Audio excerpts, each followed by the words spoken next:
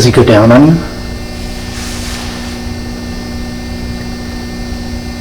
Not very often. Really? I know I would. Well, have you thought about having...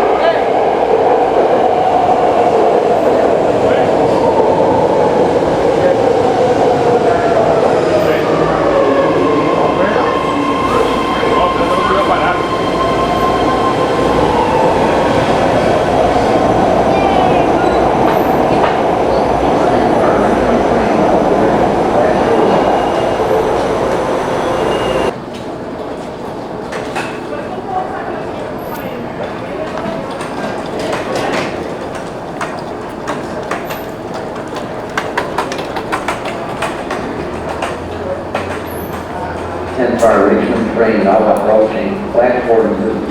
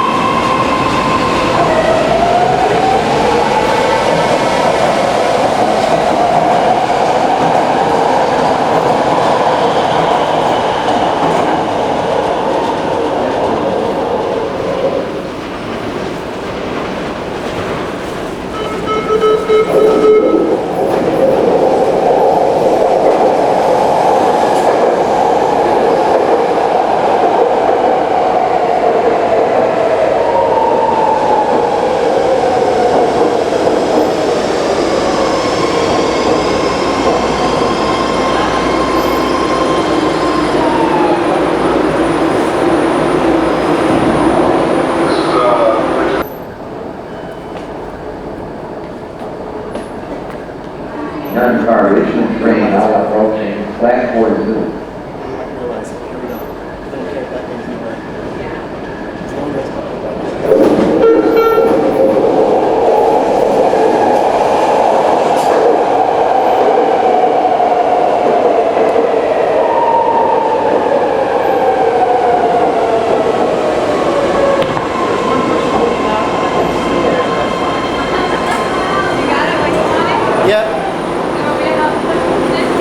No, I actually, you know what, could you take this? Thanks, I really appreciate it.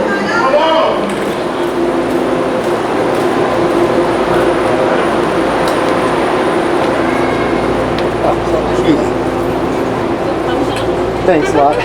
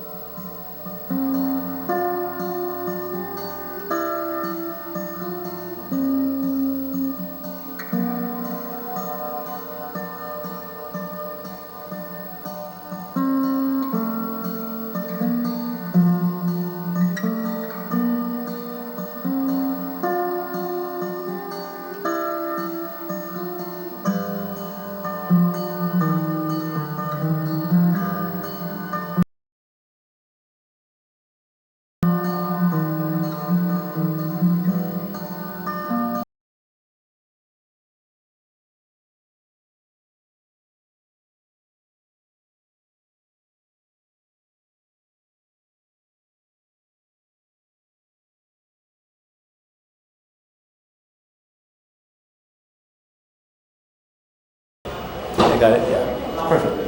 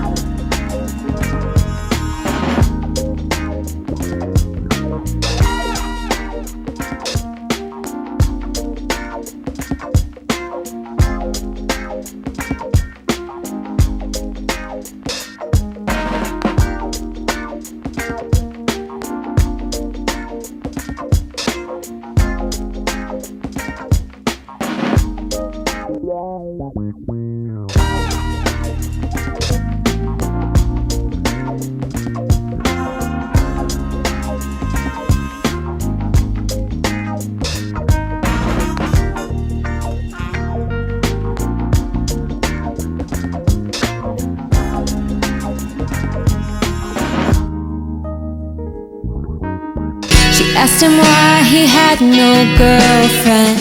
That's where the story began. It played out for 7 years. Many many good times, happiness and tears.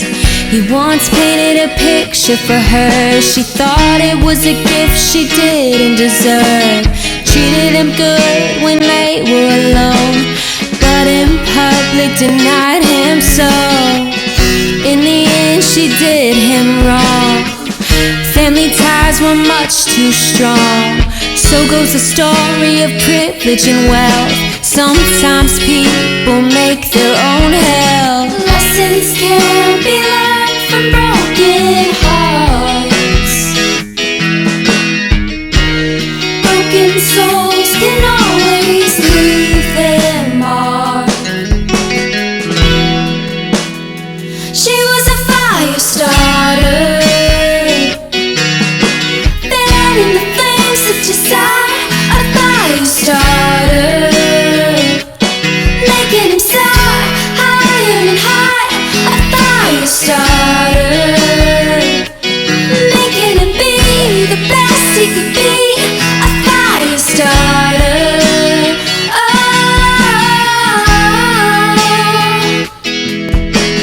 One day he saw her sitting alone, went up to say hello, tried to be a friend to her.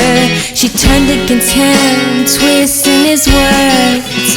Many silent days went by, not even a glance or word as to why.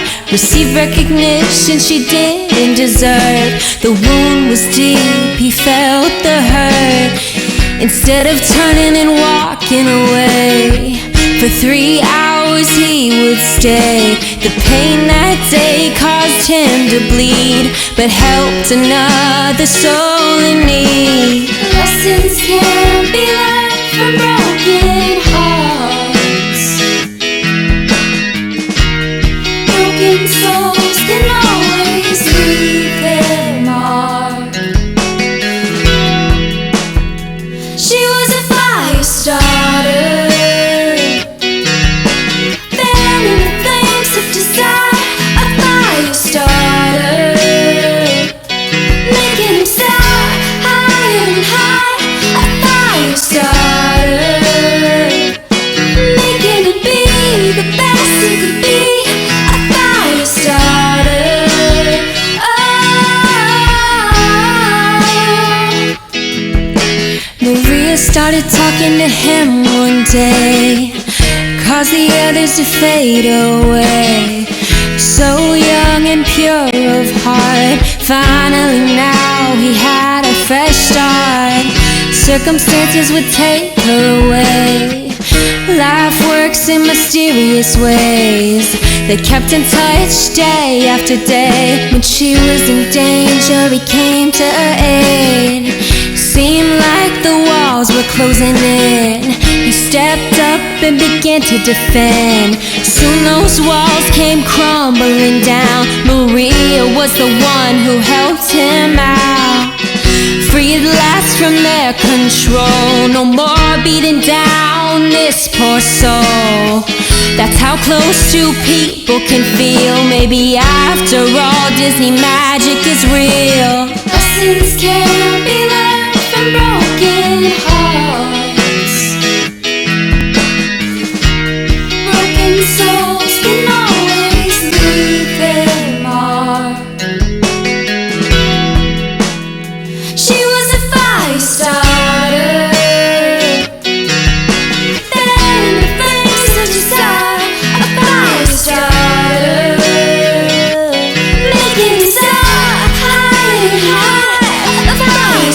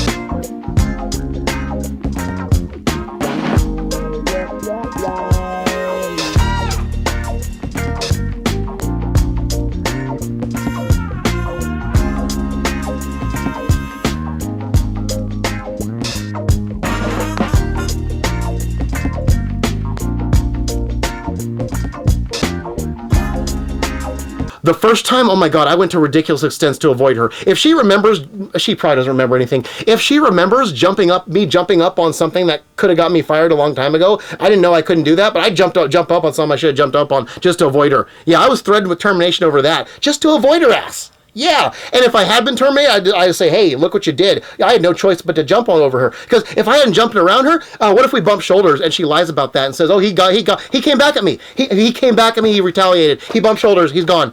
It's either be lied about and terminated, or jump on something I can't jump on and be terminated. Pick your poison. It's a small space they forced us in. Dude, they did that. Probably not intentionally, but they put me in harm's way.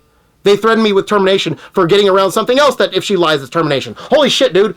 I went to extreme extents before I told a manager, get her out of here. Please get her out of here. I can't do this. And then that was one day. Another day, I don't want to go over a person named Ivan. When the problem was solved all on its own, I looked who was working where, okay? She was way up high at the top of the building, which later she set off turbo mode, right? And I said, okay, good. She's away from me. They put me in another area of the building. Some guy named Ivan. He will always be forever the guy who said this. Hey, David, I don't want to give away the type of job, but do you want to be a blah blah? With the blah blah being where Tanya is now, up at the top of the building. They asked me if I want to go up there and work with her, not knowing what happened. Like, the problem was solved all on its own. You guys maybe accidentally put her far the hell away from me. I will walk around the floor of this building in any work area, never see her all day long because she's up there. You took her away from me, thank God. Now this dude who doesn't know shit named Ivan will ask me if I want to be a blah blah David. He will forever be that guy. He looks like Giancarlo. Show Giancarlo. He looks like my friend Giancarlo, who I made films with from the neighborhood. He looks just like him. Until I knew his name was Ivan, I called him Giancarlo. I'm sorry. It was funny as fuck. I'll do that shit. If you look like someone from my life and you don't tell me your name, you're getting called another name. I'm sorry. Tell me your goddamn name. So yeah, I explode. I was like, come here, dude. Let me explain what happened. I explained the whole thing. I said, no, don't worry about those shit going by. Let them all go by. They are all going by. We will get them later. That's not important. You are going to hear this story in 5 minutes. I told him really briefly what Tanya did up to that point. He's like, okay, we'll keep her away from you, dude. Stop. I like, okay, don't do that. You saw stop doing what you do. That will make a scene. That's amazing. That was a mind blower. That was the biggest mind blower of my life at that point. Since then, it's been topped like 2 times. There actually is a bigger one involving me and Maria and our age difference.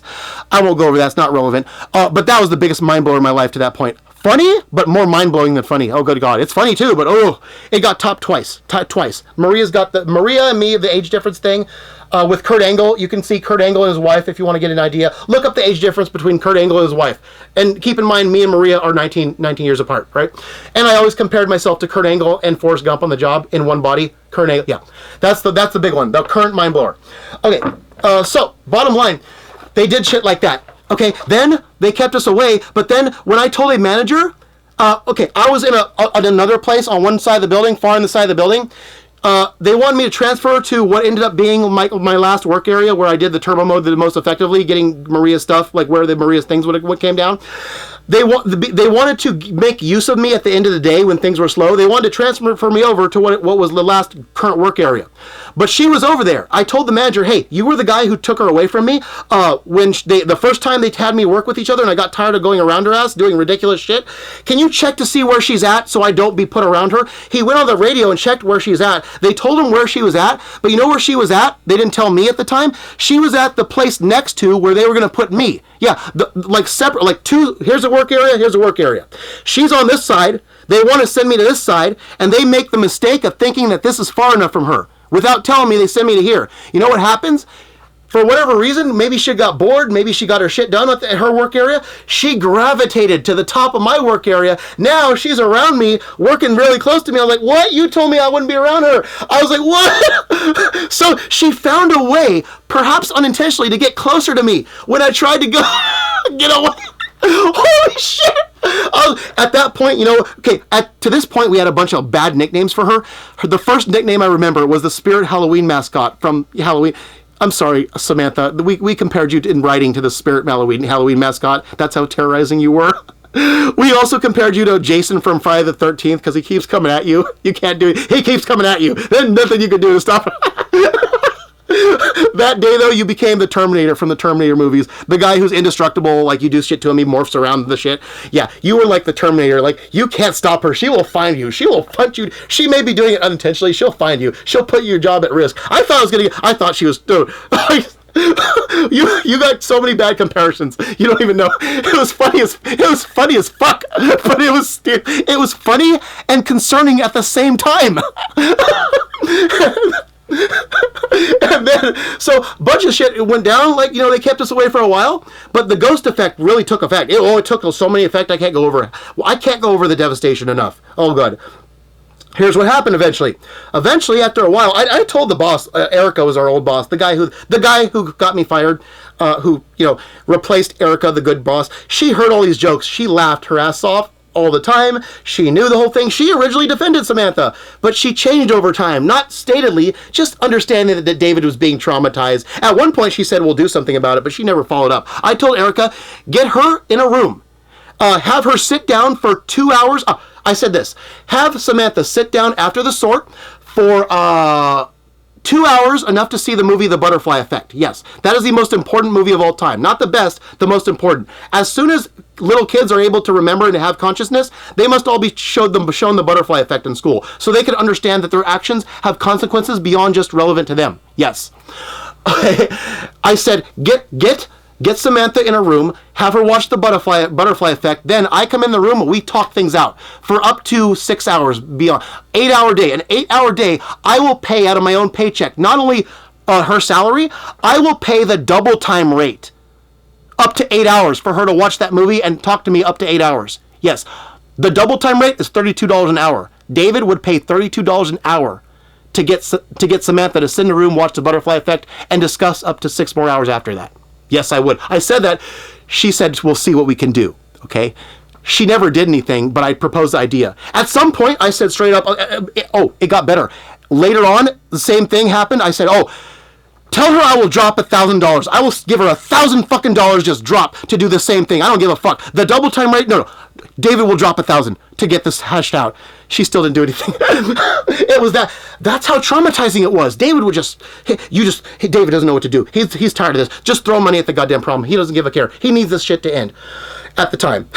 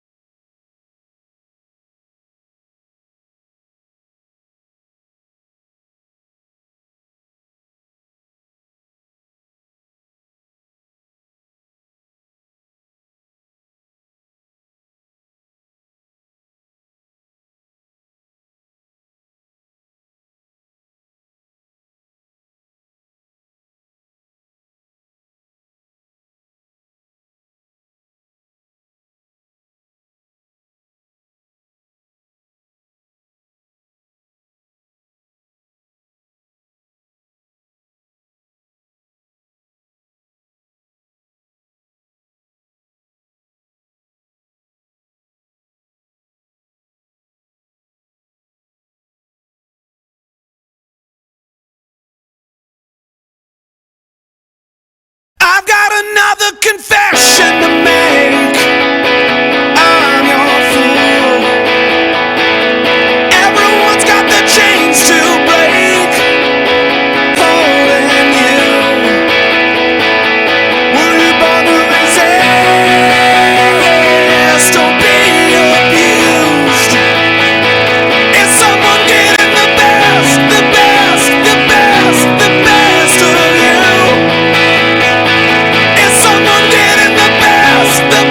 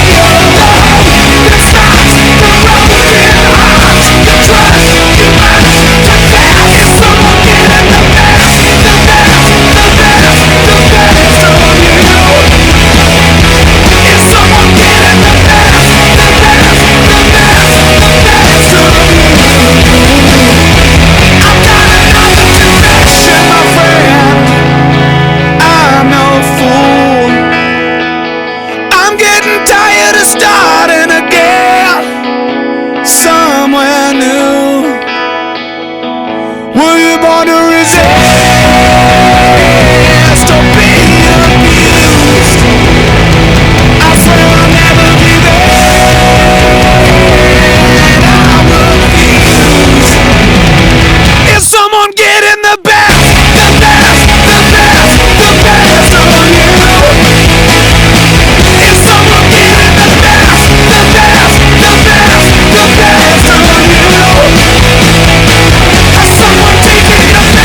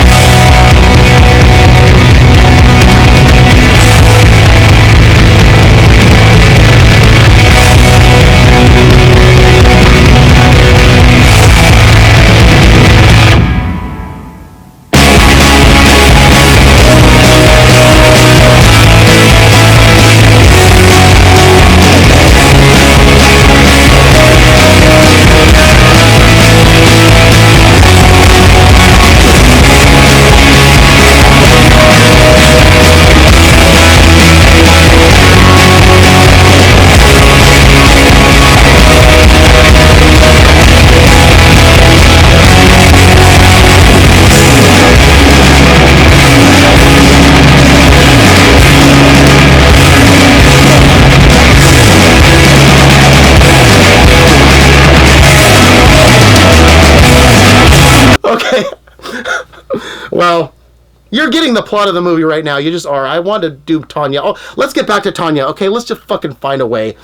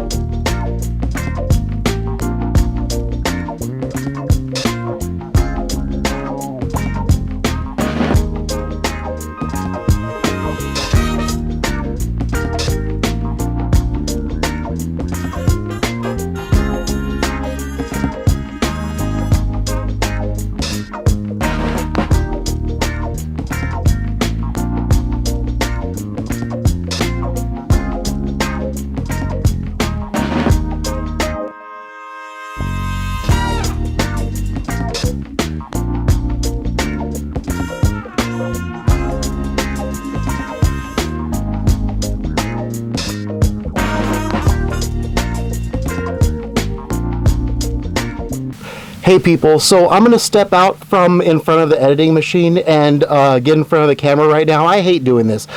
People used to back in the day, and sometimes they would if they flocked to my channel. They would give me a hard time, and rightly so, a little bit, about like, why do you use so much text instead of just getting the camera and talk? Very briefly, there's lots of reasons. If you want to say something very specific, you need time to sit and type rather than get in front of the camera, which leads to tangents, unspecificity, and, you know, if you're really serious about what you're saying and you're making a statement, and also the project revolves around other video, not just, you know, yeah, it's more public service statement like to make a text thing, and also when music is involved, it's a sort of a mood thing. But the main reason is that, again, the horrifying thing, although it pays off long term, is mixed media, because when you say something out of here that you know you have video on, you've got to use it, otherwise it's bad video making. You show it, don't say it every single time. That's what distinguishes a professional like myself from a vlogger who just talks and expects people to believe because it comes out of here. Mixed media will take a project that takes very little time to shoot one performance and drag it out for days, weeks, however long it takes to find all your shit, or shoot all your shit, that if you have to shoot new stuff that you're referring to, and plop it in the project. So that's more likely to happen if I'm doing what I'm doing right now. So I'm being very cautious of what I say, because if I say something and I have video on it, it's going in. So that's one of the reasons. Otherwise, this would drag out forever if I just talked everything. And also, obvious, to me at least, you need a production staff to keep in check, make sure you cover all the bullet points, which you have to arrange, you or somebody on a staff, right? Because David needs a staff at some point. Would arrange before the show. You need a producer to make sure people, and maybe even a teleprompter. But if you're doing a teleprompter, you know what happens? You're off like this, looking to the side of the camera like, hey guys, blah, blah, blah, blah, blah. You cover your bullet points because you're looking at the prompter, but you're not looking at the audience. So there's lots of drawbacks. Please, you can give me a hard time if you want, but I'll just agree with you. I'll agree with you. Yeah, tech sucks, but sometimes it's needed. This is an exception. Okay, so I didn't realize when I went over the Academy of Art stuff that literally the projects that I have in full, like from way back on the table as they were, although technically unfinished, they are able to be used in full as they are as full projects in this very project because of the context, where we're literally trying to look for David's dude inspiration, right? That explains everything he's doing that's so revolutionary today in 2023, right? And honestly, at this point, I really should get into the magical bean business, because if you guys buy all this, I think I would do good at the magical bean business. I'd probably make bank, huh? That would be good. That would be good to start a magical bean business. Convince me. Okay, so that little inside joke there. I'm sorry, I can't help it, dude. Hey, I'm wearing my Giants gear, all right? Good enough. Good enough. I just got this too. This is actually, I want to use this in the next video if I could ever get to it. The optometry test for one of the trolls that we didn't cover in Vivian's thing. So yeah, that's where this was going to debut. But hey, convenient. All right, so. It's true. So, also, segue into, there was another project that I started working on because it was time sensitive in 2006, midway through. You will understand when you see it, those of you who are familiar with this team, right? What was happening in 2006, that again, because David was doing Bolex cameras and he's had his own for a long time. I'm not sure if that one at the BART station was mine or the school's. I think it was mine. But I stocked up on film, not just for Still Never Forfeiting, right? That's a music video that can still be finished. And unlike in the past, I don't know if you noticed where I put padding on myself when I went down to the weight room, right? When I was running at the park, that was real me. When I had to take off the shirt, that was real me. But every other time, I try to get away with wearing padding. I'm naturally bigger than I was there. I'm bigger than I was in the How to Blow 400 Feet of Film. I'm the biggest I've ever been because I've been doing all these video projects, throwing my body away because I have new inspiration that tops dudes any day. They have XX chromosomes, right? Wait. I better not have gotten that wrong. Yeah. So again, David, you wonder what David throws his body and health away for? It's the real deal inspiration. It's no. He would never do this for Franco and Carlo or anybody. What I'm saying is that can actually be finished today, and I wouldn't have to put any kind of anything on myself. And the ironic thing is that you have to consider something else that's very interesting. I didn't consider this till some week ago. Back in the day, Franco and Carlo were minors about to be adults, like 16 and 17 when we did the 2003 Never Forfeit the Game footage. I had just turned an adult. I was like 21, right? But I was still in that little, I mean, I'm better than the people my age, but I was still immature, right? We get that. No doubt about that. But today, or any time in the past, you couldn't just get some dudes to play the role of Franco and Carlo and still use the same footage from the past, because even if you got lookalikes, they'd still be around my age to make sense, 40, right? Or who knows what. But they'd obviously be different dudes. And what would be the appeal of that? Just, some professional dudes do some wrestling that some people from nowhere, California couldn't do, at least on the level of commitment that David expects, right? So what's the appeal on that? Just marketing, like, we're going to market our wrestling project that we should have did way back when. Yay! I'm holding the camera. Let's tap my... Yay! Woo! But if you do what I just came out with and you say, hey, we know David's secret. He works best for females in general, but add professional ones who actually are motivated to show, the whole girl power. We can rise above and do what even David's friends from back in the day, male and young as they were, still today, you got dudes out there who do that stuff. You get some real motivated females knowing that David works best with females and professionals, like the type of professionals in film school, but like with the physical stunt stuff. That's actually appealing and marketable in today's thing, where day and age, where gender is a big fat issue for completely other reasons. But back then, no one even really gave a crap about that issue. Ooh, and you just put the females in there, call them Franco and Carlo. Don't bat an eye, don't smirk, don't act like anything's up. Just literally act like they're the same exact individuals, even though you still use the old footage to its maximum. It works. It suddenly works. It makes a statement too, not about gender, but about commitment, right? And also, because I'm out of shape naturally, and I just came out with the male Karen video bike sponsorship idea, I'm already due to go through weight loss progress, but for real, not for fake. Wow. We put 2 projects as they are in whole in this project finished now. We can expand on Never Forfeit the Game with our new vision. And this project coming up, the one I'm going to show you, I already started in 2006, but finished to the extent I could edit it to completion after film school, right? And then picked up, you'll see the next year, you'll get why. But that's after Bogart in 2007, so we're not going to see the after when it picked up again the next year. It preceded AVGN. It got to a stopping point, both shooting and editing. You'll see why. You'll see what it is. In 2006, where I got bored and went online. Again, this always happens. David gets bored in his plans, and he finds some new inspiration.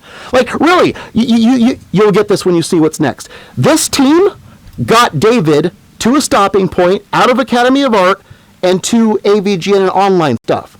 David, developed naturally, got to be a stunt maker in private for charity, couldn't shoot here because of environmental noise, and then, going the opposite way, but with another team. very close to them, but yeah. So it's like I got in by baseball with this team. And then because the charity plan didn't work, went out to the other, and oh God, here we are. Yeah, it makes sense now. It does. This pushed me to, you'll see coming up what was next. But yeah, and also consider this, guys, I'm not even joking about this. That was shot on film, what you just saw from Academy of Art. I did stock up on film not only for what happened after 2000, Bogart in 2007, which expanded on what you're going to see, because you'll see what happened, and, I was there for both chases, right? But I also got film not just for that, but for Still Never Forfeit the Game. It's been in the fridge forever. Look at this. Check it out. Look what's in the fridge. Ignore the Chinese food. Look, this has been in here forever. Let's see if I can get this. I have to get behind the camera now. Okay, sorry, you didn't hear that. Alright, this is Vision 200T. It's open, but I think that's okay. It's got the seal on it. This is what? More, this has got, the labels torn out. Look at that faded label. Look at that fucking faded-ass label. Whatever was on there, written on there, or what it is, gone now. We have to figure out what it is. This was bought online, or probably on eBay. This is all film. This is all film that was intended to shoot what's coming up next, both years, and also the end of Still Never Forfeiting, the music video that was like getting back into, So look at this. This is all in the refrigerator. It's been here for years, like a decade and a half. Look at this. Oh my God. Look at this. I'm just throwing them out right now. They've been in here for... Look at this. Look at this. This has been in the same refrigerator for years. This is how committed I was to Still Never Forfeiting. Holy crapper. Look at that one's wet. I hope that's still usable. Look at this. Look at that. And then we got a hockey puck back here. I don't know why. Get out of here, better. There's a Sharks puck. That's the old logo, too. That's the old logo. They changed their logo since then. What's on the front? Yeah, see, game puck, I must have gotten that at Sharks practice. Dude! That shit's all here. Hold on, let me get on the floor. Look at this. Oh. Look at that shit. Look at that. Oh my goodness. Oh my goodness. That's all intended to finish up what you just saw. Okay, so let's push these aside here. Hold on. Get the camera back on me. I'll put those in later. Holy shitter. Okay, so that's it. Oh, by the way, so I'm going to try to go on and do as little, if not no text as possible. I'm going to try hard. There's no real point in like guiding you through the AVGN stuff, right? And the GoldenEye stuff, because they're all online in full under my account plopped together. There's no point in what you already know I'm famous for, sort of. And basically, starting with what we're going to see, which is also unfinished, we're not going to plop the whole thing down. We're going to skirt little by little, so you get enough idea of little parts of it. It's all career worthy and entertainment. And then the AVGN stuff, you could see that on your own. You know that is all career media career worthy, right? You get that, the AVGN stuff. There's no point in picking out and saying, oh, here I use this skill, here I use this skill, here I use this skill. No, it's all. So I have an idea of how I'm going to do that era leading up to Bogart's comment. I'm going to see. I have a movie metaphor of what it was like to realize that all these dude talents started to pay off online before that became a disappointment. I had the movie. I'm going to try to see if it fits. I'm going to try to see if it works and just do it in an artistic movie comparison way. That's how I think I'm going to do it. So hopefully I won't need to use any text. I'm saying this right now so that you can know that I'm going to try to avoid text because it's pretty much a straight shot all the way to Bogart stuff. It's all career worthy now in whole. So yeah. Last thing before we go, I said I've been using double plastic bags since 2010, late 2010, right? Not, in the first half. Example, double plastic bags. They protect your stuff from the rain. If the rain gets through one bag, it stops at the second one, whereas if you have one bag and it's got the slightest holes, it gets through, damages what you have. This is a simple plastic bag. This is just my bike keys. You don't really need to worry about this being damaged, but hey, this is the Wildfire keychain that is no longer available. It was in their first campaign, Like Home. This was signed by both of them. It was signed, but I put a plastic bag over it to protect the signatures. But at one point, I just said it's not worth it because, come on now, it's going to get rubbed off eventually. The bag was busting, so at some point, I just took it off and said, they're gone now. It's no big deal. But yeah, wait, did I get a picture of them having originally signed it? If I did, I'm going to have to find it. And there you go. That's mixed media. That's mixed media. If I go back on my computer, and I think I have an idea of when I took the bag off. I may have gotten a picture of this right when I got this, actually. I can easily go back home by date when I was participating in a Like Home campaign, find a picture, and if I got a picture of these, that goes over. You're probably not even looking at me now. You're probably not seeing me on camera because I probably found it, I probably cut away to it, and that's the kind of thing that if you talk all day long, that will drag a problem out, or project out, right? So you kind of get it, right, why I do the text thing. So there you go. We're going to go to the next thing in 2006, then the AVGN, then the GoldenEye, and then we're going to hit Bogart's Comet. And then we get to stopping point and we show some other stuff I found along the way finding Bogart's Comet. So yeah, okay. I just fucking made work for myself. That's ridiculous. One bit of mixed media. Where's the damn off key? I feel kind of obligated to make something out of this because if for no other reason, because I'm shooting on film and the film is expensive. Hi, my name is David Vega. I'm a student filmmaker, more or less. And my objective today is to go to the A's Giants game and to catch Barry Bonds hitting his 714th home run on 16mm film with my Bolex camera. I've got tickets for the entire A's 3-game homestand against the Giants for the May 19th, the 20th, and the 21st. And it's kind of ironic that I'm trying to do this on first day, the May 19th, because back in '95 I threw my arm out on May 19th. I was dreaming of being a big league baseball player, and yeah, I kind of got rid of that when I threw my arm out and had chronic arm problems for the next 3 years. And so this would be a nice way to make that date not stand out as much, or at least represent something good instead of something bad. I'm not too much of a Giants fan or a Barry Bonds fan for that matter, but if there's something interesting happening in the world of sports, especially sports that I'm interested in, but just the world of sports, if there's a historic moment happening, I'll be into it, and especially if I have a chance to be a part of it, I'll definitely do that.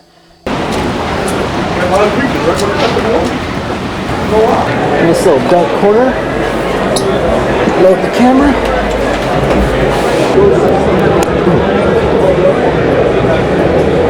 Go through the loop former. And loop's good. Loop's good right there. Loop's good right there, going through. But I got game 2 tomorrow, and I got the same low-level seat as before, although even lower. I might scoot up to the same place I was last time because I kind of like that place, and we'll see what happens. Unfortunately, no May 19th home run, but that's okay. If it comes in the next 2 days, that'll be good enough. Hopefully, I won't have to follow him to the stick. Otherwise, I'm going to have to get cheaper tickets. So.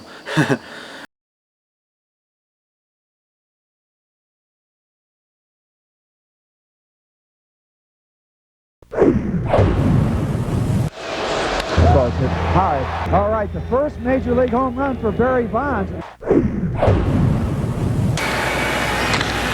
is number 100, and the Pirates lead 3-0. Barry Bonds hits this 1.5 miles to right field. Here's Bonds. Tips it to left. Way back, way back. Here it is. Number 300. That ball is drilled to deep right, and that could be number 400. It is. He's done it. Deep to right field. This one is on its way to McCovey Cove. Number 500. It's into the water. Bonds hits it deep to right field. Way back. Is this the one? There's a new record holder. The single season mark is 71. Bonds hits one. High in the air. Deep to right field. Look out in McCovey Cove. Bonds has number 73. The pitch comes on. Bonds swings. There's a high drive. Deep into center field. Way back there. And this is it. Number 600 for Barry Bonds. He hits it hard. He hits it deep.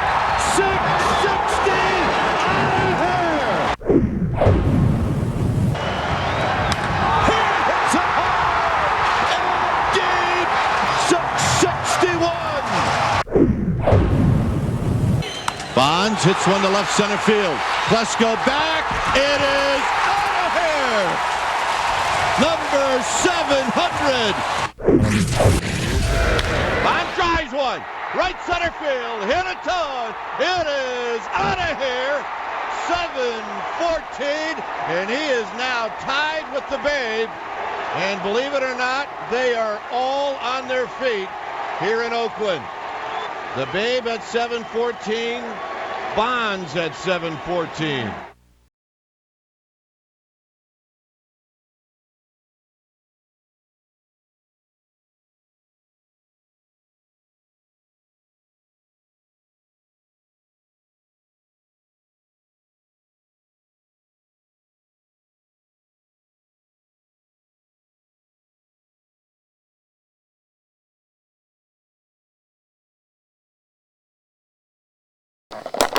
He did it. Bonds did it.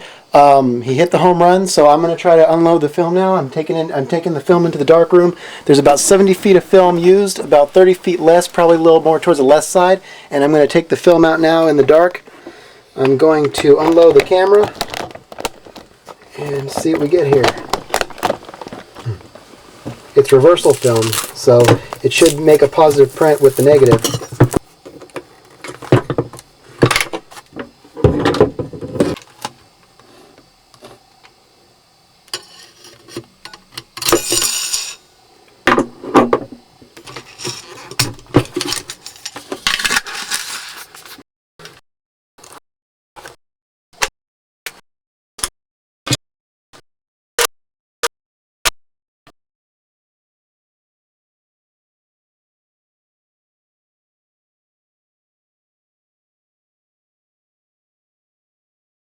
And the weekend is now over at the taping of this interview, and I haven't seen the film yet because I still have to send it into the lab to get developed.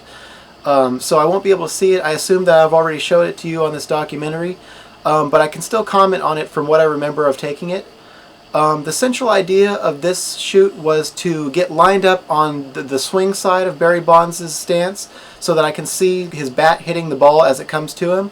That's the ideal way to get this picture to see the entire pitch. Most sports broadcasts will show you from all bunch of weird angles. Most of the time I've seen it on TV, it's been from behind him, so you don't quite see the whole swing. But I wanted to show the entire swing as it happened.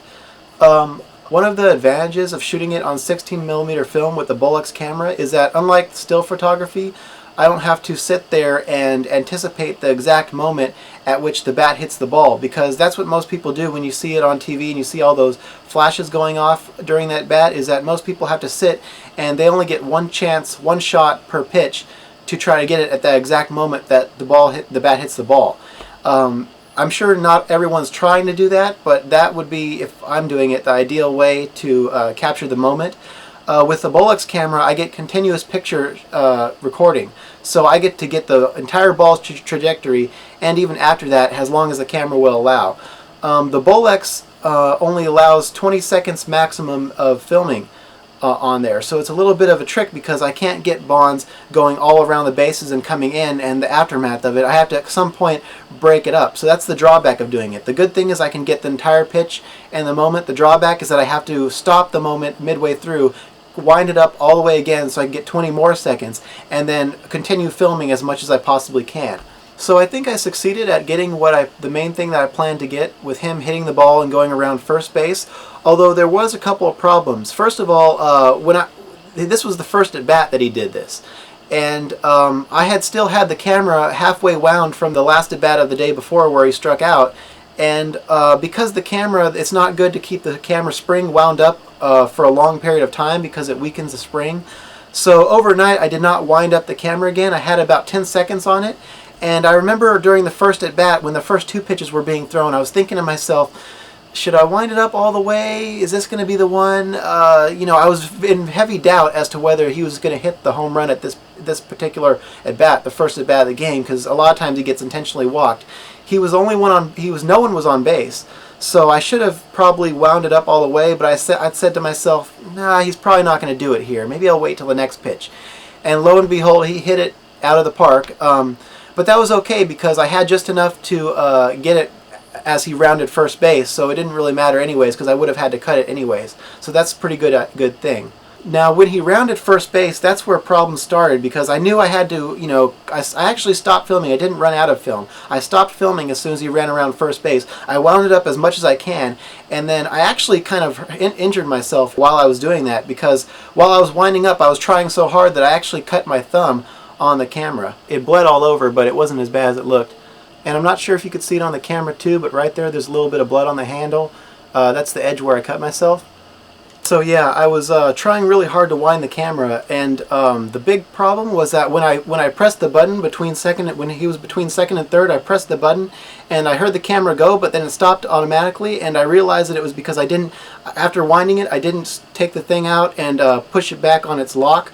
So the camera actually stopped on the eyepiece, the extension that I made, so I can see everything in the eyepiece. It actually stopped on there. It wouldn't go any further. So I looked at the camera. I said, "Oh crap!" And I took the thing out, put it in the lock spot, and I went back to doing it. And I think by then he had rounded third and it was on his way to home. So I had 20 seconds more on there, and I kept recording, and I got everything I wanted from him going back home. You know, I guess I couldn't see quite clear in the viewfinder because it's hard to see. I guess he hugged his son, and then at that point he went to the dugout. I think it's then that I went up, I got the scoreboard, I got some of the fans, and it was very hard to see what happened at the dugout because it was so far away.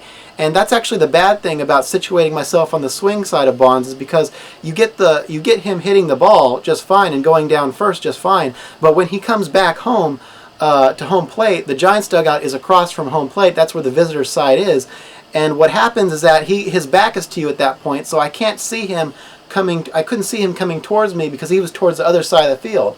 So when he was over there and did the crowd, he did the lifting his hat to the crowd, I couldn't see it. I didn't have a frontal view of all that. At the most, I had a very distant shot of his back doing that. So I couldn't see that in the viewfinder because, you know, the f-stop takes down the light a considerable amount when you're looking in the viewfinder. So if you don't know exactly what you're looking at, you don't know what you're seeing. So I'll have to see how that came out in film to see if I got it all. But yeah, that's the one part I'm not sure I got. I hope I did. Another thing I wish I would have gotten, but it was practically impossible to do, was I wish that when he hit the ball, I could be focused on him for just after he hit the ball, and then quickly zoom out all the way, and then find out where the ball was going and zoom in on where the ball landed. That would have been the ideal way to get this moment. But the problem with that is that it's excessively risky. When you're looking through the eyepiece, you cannot see all the light that's coming in because the f-stop is down to the 18% gray level. So when you're looking in at the lens, unless you know exactly where the ball is going ahead of time, it's practically impossible to follow it. And there's a big risk of losing everything. So I couldn't do that. I had to stay focused on Bonds the whole time. But possibly from a different angle, like if I would have been behind the backstop or behind in the upper rows of seating and I were looking down at the pitcher's mound with Bonds at the lower part of the screen, the pitcher at the top part of the screen, I possibly could have, I would have had a better view of the stadium. I possibly could have looked outside very quickly of the lens, picked up where the ball was going, zoomed up and got it. That's probably the only position in the stadium that I could have done that from. But unless you have a really good camera with a very good viewfinder, it's probably not going to be a thing that's realistic to get. Little slider, start on the inside corner, let it fall off towards his back foot.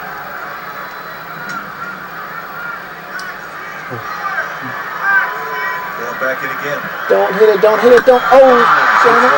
High, but it's in the park. Thank God. And Encarnacion makes the catch.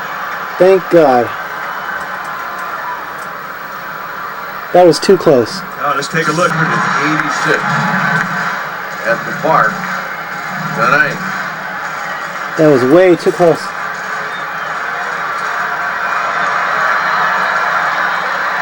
No balls and one strike. Oh, thank you. Yes.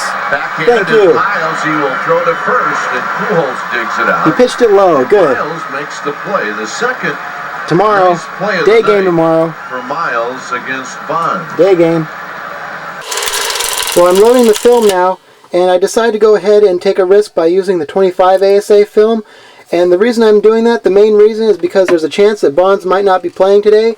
And if that's the case, I can save the film without cutting it like I'd usually do right here. All I gotta do is run the whole thing in the darkroom and simply flip it over the next time I go to use it, because it's double perforation, so it'll be the same the second side as it is the first side. And I know it's a risk by doing this, using this film, because it might not come out at all, but I figure that the next time I want to do a film with high grain, it's probably not going to be any more or less important than this film, so I might as well test it sometime, and there's no time like the present. And here we are, Giant Stadium. I tell you what, this place may be freaking expensive, but it is freaking busy. And that guy has got to be laughing at me with that 3-chip camera. That's a nice one. My little 1-chip here.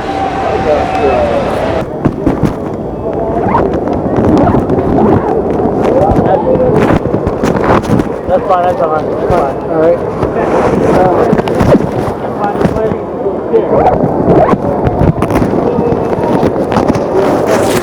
Alright, well that was very easy. Surprisingly easy.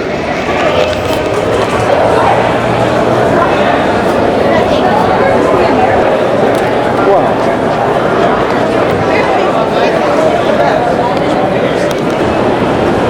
Another escalator. Let's drop this. No, we didn't. You didn't drop it? We'll take it. Where the hell did it come from? Is it raining flyers here? That's great, though. I didn't drop it. I swear I didn't drop it. Thank you. Very much. This is the second escalator I've taken. Let's see the f-stop change. There we go.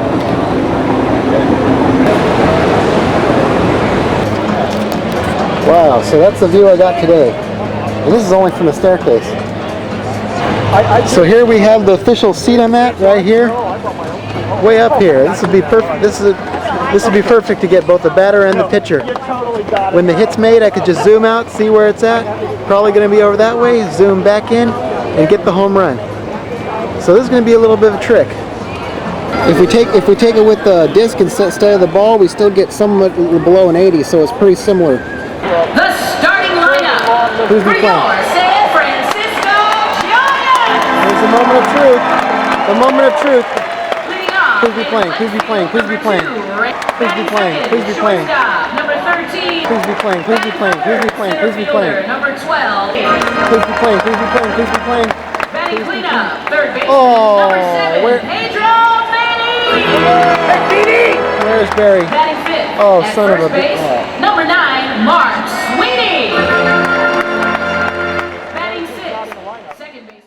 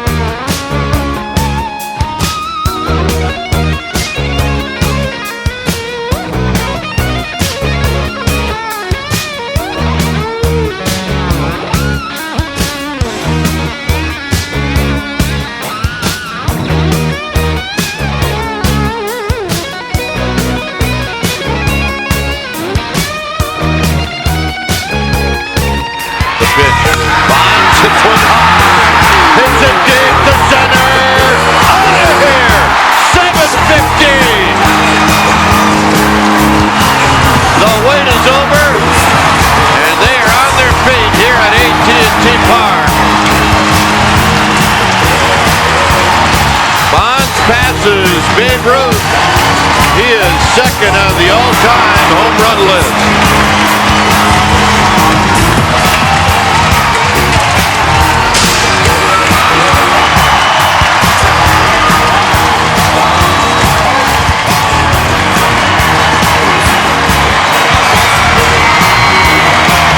So he does it where he wanted to do it, at home, in front of his friends.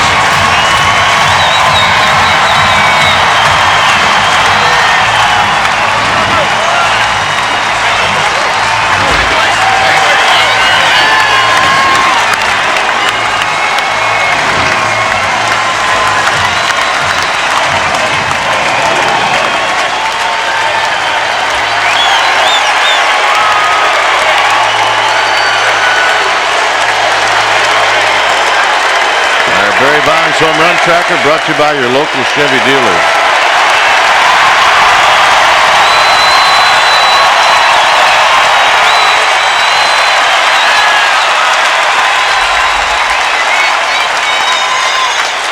He did not want to go on the road without having hit that home run. And it comes at a great time because it gets the Giants right back in the game. And in typical Bonds fashion, he took on the deepest part of the yard. And Young Kim will be forever married to Barry Bonds for giving up the pitch that allowed Bonds to pass the Babe. Here's Sweeney. One of those streamers waved in front of Sweeney. They're asking for Bonds to come out again, and he does.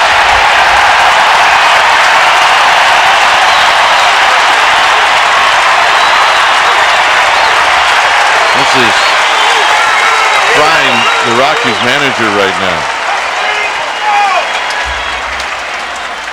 So here's Sweeney.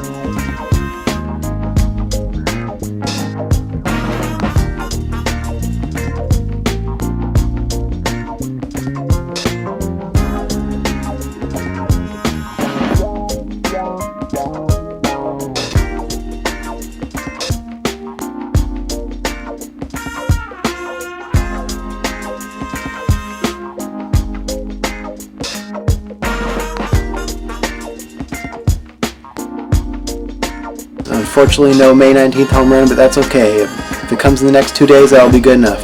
Hopefully I won't have to follow him to the stick, otherwise I'm going to have to get cheaper tickets.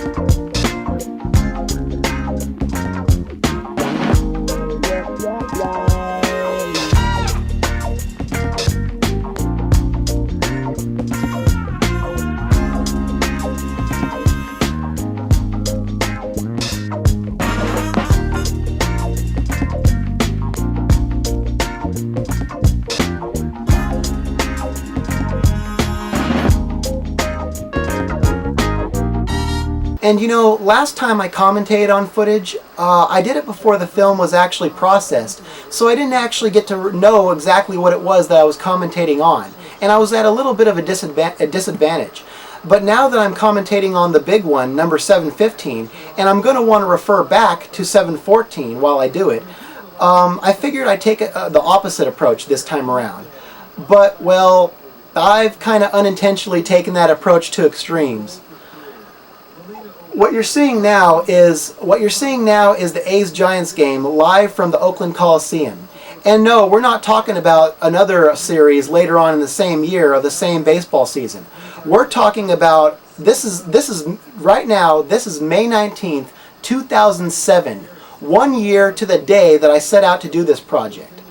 So yeah, and you know, I didn't want to wait this long. I really didn't. You know, I wanted to conclude this right away so that I can come back the next year and do a similar project, a follow-up project, a sequel, as Bonds went for his 755th and 756th home run in pursuit of Hank Aaron's record. But you know, looking back on the footage from 2006, I'm kind of glad that I waited because I really didn't have everything together. And if you've been watching the project so far, then you know what I'm talking about. You know, I had a hard time getting up out of nowhere and speaking to the camera. I was hopelessly soft-spoken.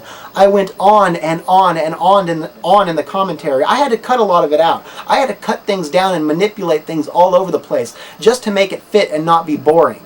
You know, and for goodness sakes, I didn't even know that I could take the steady shot off of my, the automatic steady shot on the camera off and solve the line problem or the dark spot problem on the TV. So yeah, you know, I had a lot of kinks to work out this last year, you know. So I'm actually kind of glad that I waited because now not only can I make it more professional from here on out, and I should because it's now a long 40-minute plus project, but you know, now I'm in a better position to do things. And at some point in 2006, I figured out that it was pretty much worth it to wait just a little bit longer and combine both home run hunts in the same project. So yeah, that's what I decided to do from this point forward. First, let's go back over what I already have. The first thing I want to talk about is the angle. Now obviously I was going for something different than the swing side view I had for 714, and I didn't want the same expensive ground level seating either. But the main idea I had in mind was to make it more than just Bonds himself in the shot. See, he tends to have one of those swings where you've seen one of them, you've seen them all. And the only noticeable difference here was that because of the knee issue and the pitch being outside, he had to reach down and out a little bit more than he would have done back in his healthier days. Another thing that I like about this setup is that it was similar to the old footage that you see of historic baseball moments in the day of film, and it's similar also to baseball video games that I had played growing up as a kid. It's that classic semi-overhead angle where you see the path that the ball takes over the plate, and as soon as it gets hit, it cuts out to a wider overhead shot that follows the ball wherever it goes.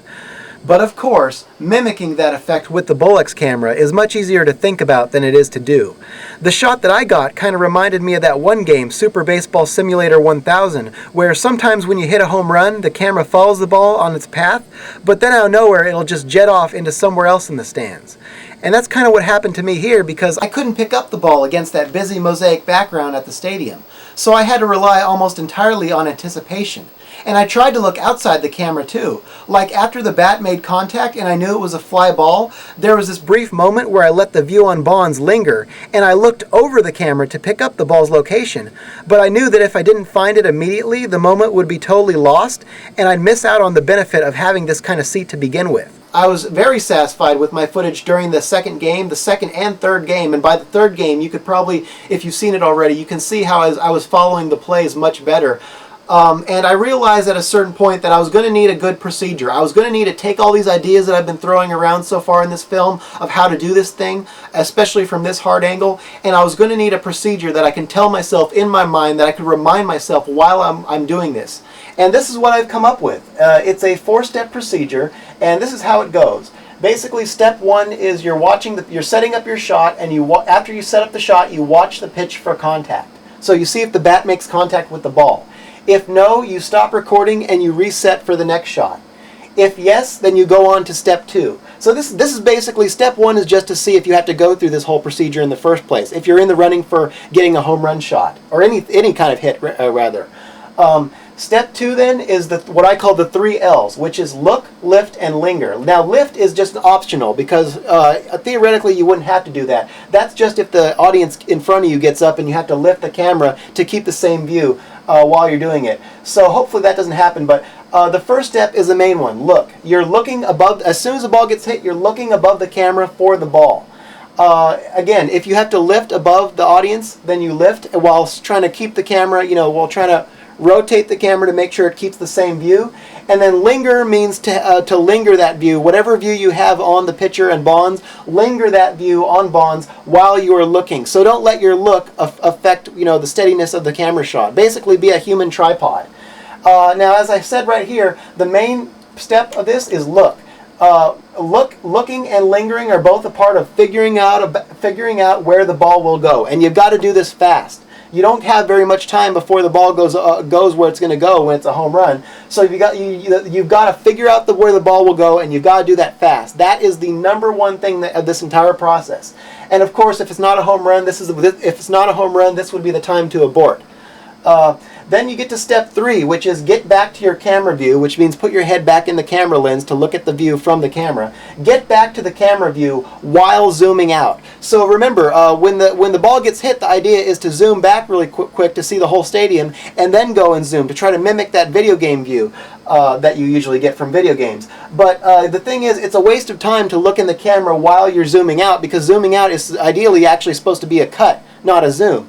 So you can use that time, that small amount of time, while you would be taking your head from the look position to back into camera position to zoom out, so that by the time you get back into the camera, you're already there and we're ready to zoom in again to where you think the home run is going to go. So that's a convenient step right there, number 3. And on the other side of that is step 4, follow the ball where anticipated. Again, it's tempting to think that that's the main step of this whole process, but it's not. The main step is figuring out where the ball will go fast and first, so that you could then connect what you see there with where you're going to go once you think you know. So basically, connect with the look. Basically, connecting step 2 and step 4 is what this whole process is all about. That's what it is all about, connecting step 2 and step 4. Everything else is just to get yourself in position to do that. So that's what I've discovered, the process that I've discovered, that I tell myself whenever I have, because there's so much going on at the game. Wait, let me get back in here. There's so much going on at the game that you almost have to remind yourself what you're there for. Well, not what you're there for, because you know that, but you have to remind yourself how to do this, you need to give yourself playable actions for the camera position to be able to get what you want and not mess up, and to get it in the best way possible. Bonds hitting .278.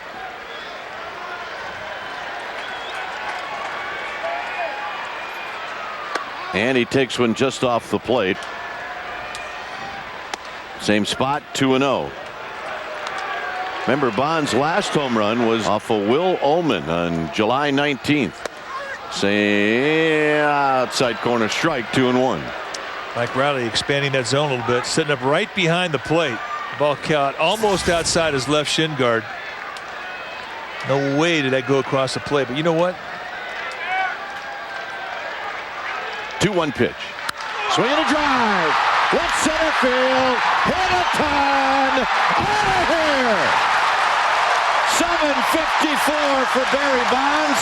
He's one away from Hank Aaron.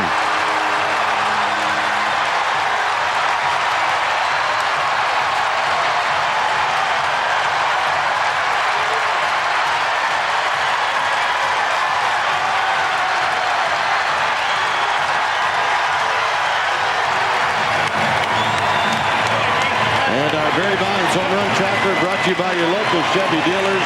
They changed the number. I was about to say, you know what? That strike on the 2-0 count might not be a bad thing, because it would mean that he would get a couple of pitches in the strike zone, and yes, he did. So Barry Bonds with his 20th home run of the year, and this one goes right around the 404 mark in left center field. Now the crowd is going to greet Bonds like you would imagine they would here in San Francisco. They've come in and they've taken the bases that he touched en route to his 754th home run. And the pressure that he's been under, which has been enormous. It isn't always the right direction. Watch the power generate from the back leg. And you can see the backside throw, his signature to the ball. Just a classic Bonds power swing, very, very compact. Just loaded with power, and the bat head throw right through the ball. And he knew it, and so did everybody else.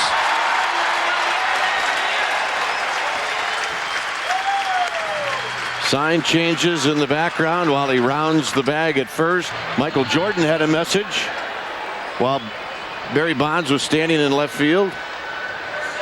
This is quite likely the last at bat of the game for him. Oh, on the ground. And he's out. Thank you. Look at the camera, and Bonds is retired. Next game, hopefully the last of the road trip. The overshift is on with Blum in right field. All right, we got 4 at bats remaining in this road trip. Bonds and oh fuck, you've got to be kidding! Son of a bitch! Oh. 7:55 for Barry Bonds. Bonds is now tied with the great Hank Aaron. And the Giants players are coming out of the dugout. A hug from Nikolai, his son.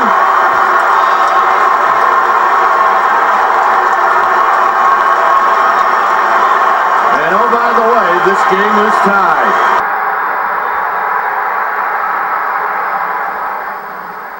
Well, this is disappointing. This is very disappointing. And I'm going to tell you why it's disappointing. It's disappointing because, you know, in an ideal world, I would be able to travel anywhere I wanted to. And I you know, it's one of these things where I set myself up for this, really, because in the off season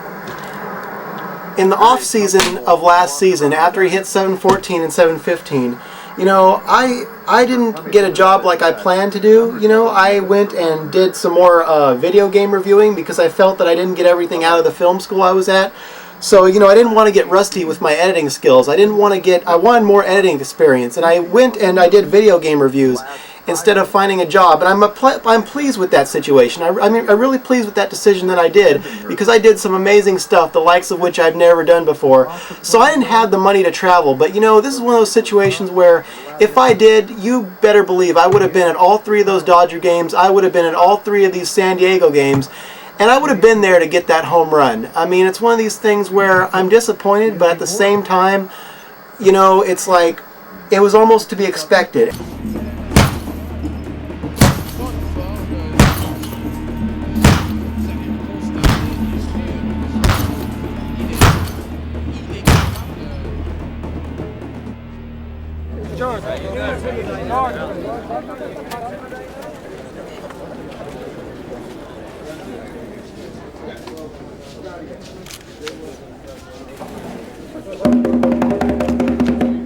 The champ is here! Ladies and gentlemen, the heavyweight champion of the world has arrived! The champ is here! The champ is here! is here. Hey, ma'am. He's quite younger than me. Well, we quite younger than you. What you talking about? 32 years old, best shape of my life.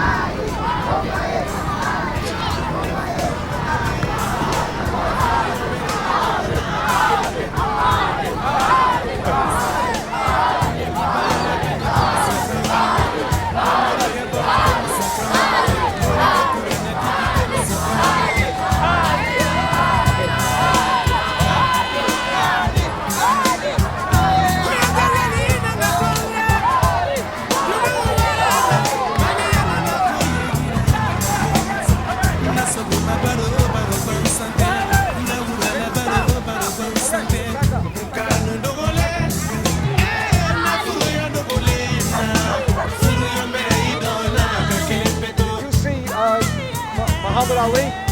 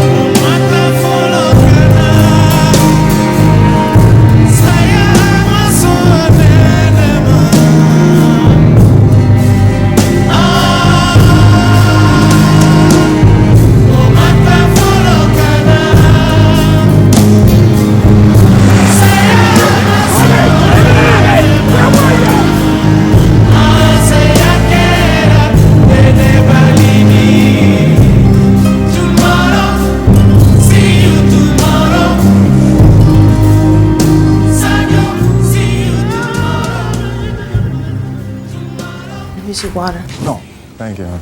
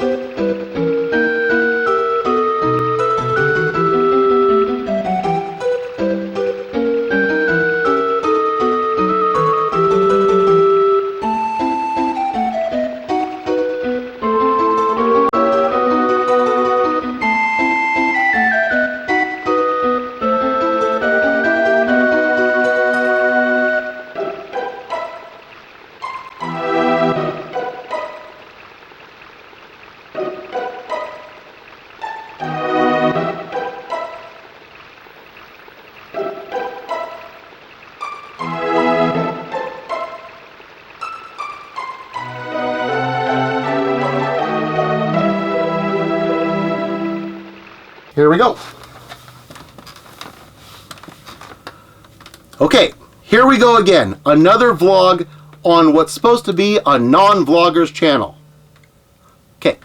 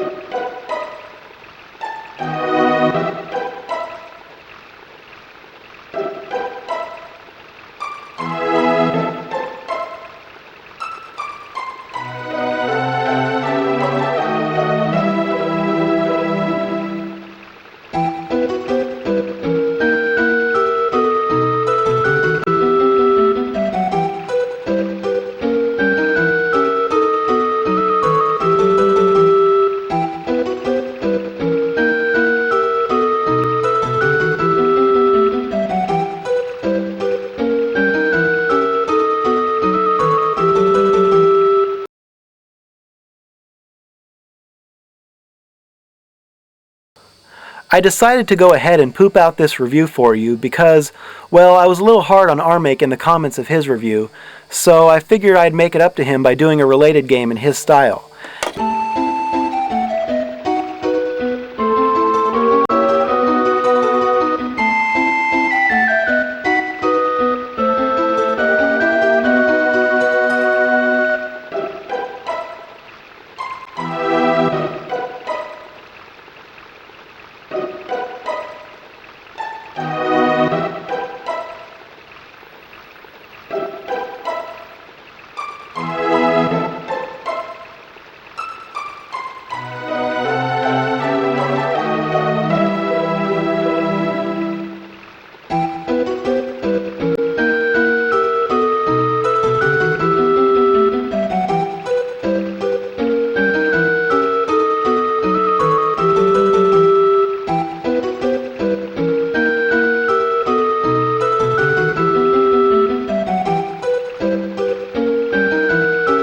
The Mousecapade review. That took 1 month of letting my body go to hell, and it did end up saving E-Kit's life. I will show that on screen so you can see the letter again.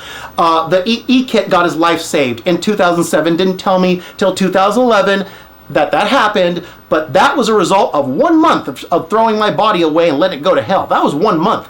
Since, March, when I was no longer working and I wanted to try to fundraise to put Maria through school, and then later when Samantha came back and she turned on me, fundraise to save Samantha from Mexico. If she's even there, we don't know. I'm 50-50 on that. Bottom line, when I had a human goal with two people I care about a lot, one like a kid and one's more inspirational than anybody ever, that's what will get David to say it's worthwhile.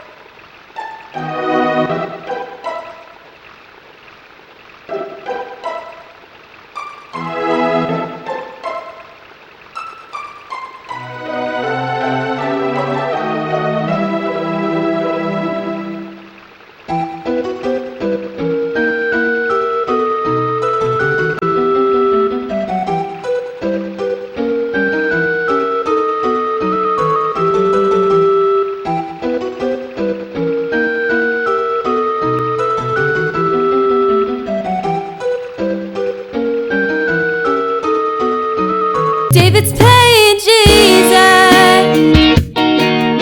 self-sacrifice, time after time playing Jesus, putting him first, true to his word, playing Jesus. He's got your back again. Maria was full of the innocence the youth and experience bring. David knew he could help but get through so many trials that the world would bring. Another friend from his high school, they once had a fleeting romance. Life threw her so many curveballs, she passed up on the perfect chance. The right knocker wronged him the first time they met. Soon the tables would turn. He worked tirelessly when she was near him.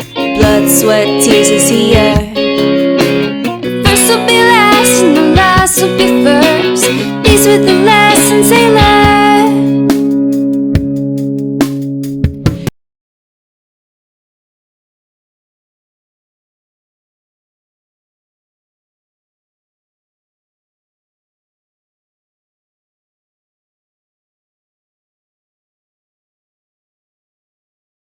David's playing Jesus, self-sacrifice, time after time playing Jesus, putting him first, true to his word, playing Jesus. He's got your back again. The first will be last and the last will be first. These were the lessons they learned. First will be last and the last will be first. These were the lessons they learned.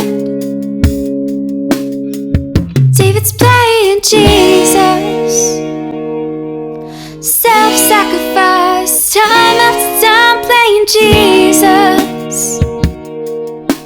Put in the first, true to his word, play it Jesus. Self-sacrifice, time after time, play it Jesus. Put in the first, true to his word, play it Jesus. Beautiful pass.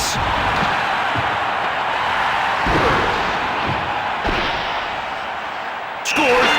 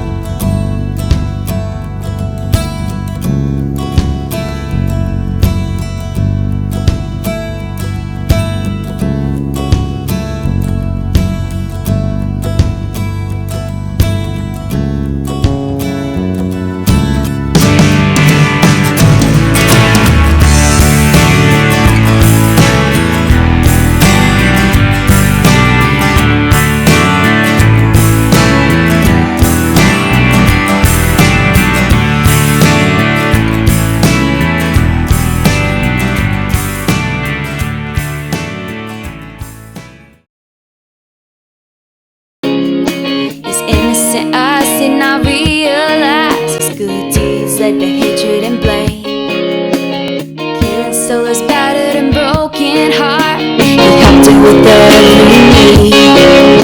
A fire we thought would never restart, but her main motivation was greed. Who do you know that can take this pain, blow after blow, again and again? David's playing Jesus, self-sacrifice, time after time, playing Jesus, putting him first, true to his word, playing Jesus. He's got your back again. Maria was full of the innocence the youth and experience bring. David knew he could help but get through so many trials that the world would bring. Another friend from his high school, they once had a fleeting romance. Life threw her so many curveballs, she passed up on the perfect chance. Veronica wronged him the first time they met, soon the tables would turn.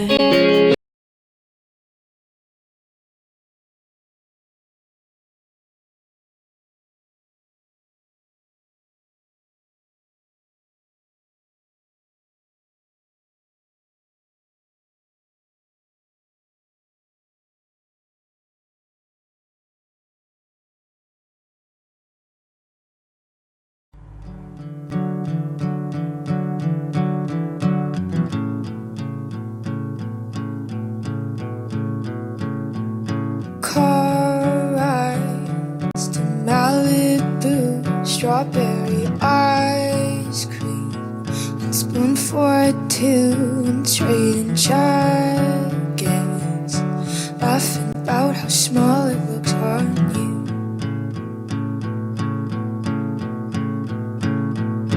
Watching reruns of Glee, being annoying, singing in the harmony. Well, I bet she's bragging to all her friends, saying you're so unique.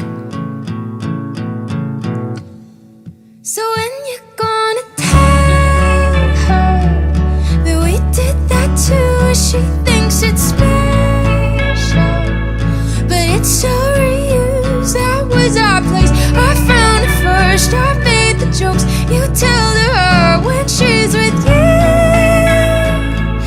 Do you get deja vu when she's with you? Do you get deja vu? Do you get deja vu?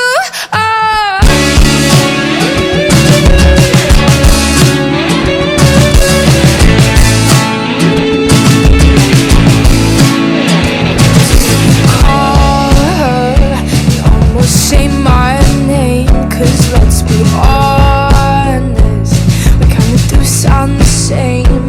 Another actress, well, I hate to think that I was just your type.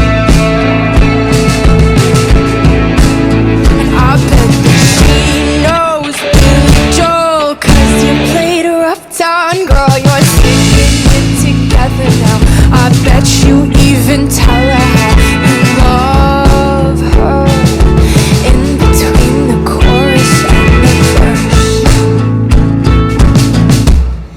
So when you're gonna tell her that we did that too, she thinks it's special, it's so reused. That was the show we talked about, played you the song she's singing now when she's with you.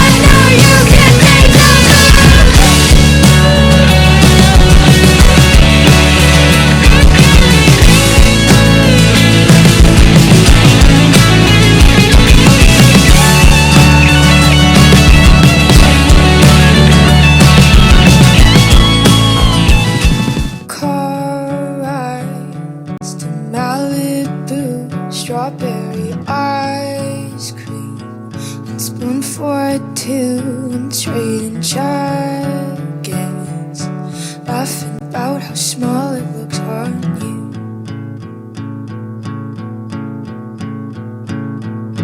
Watching reruns of Glee, being annoying, singing in the harmony. Well, I bet she's bragging to all her friends, saying you're so unique.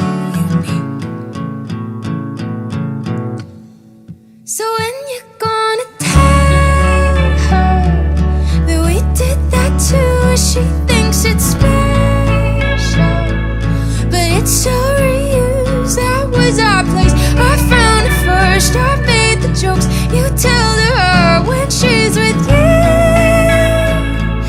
Do you get deja vu when she's with you?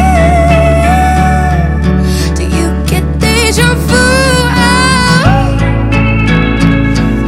Do you get deja vu? Oh.